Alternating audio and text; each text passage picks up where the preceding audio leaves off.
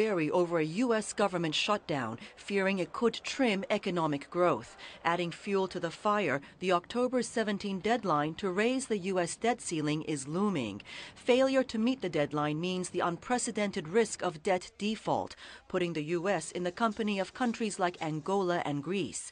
U.S. Treasury Secretary Jacob Lew speaking Sunday on the CBS News program Face the Nation. It's a whole different order of magnitude if we default for the first time since 1789. We've never done it. But if I could just read to you what President Reagan said about it, I think it really captures very much what I think the risk is. And I quote, "The full consequences of a default, or even the serious prospect of default, by the United States are impossible to predict and awesome to contemplate.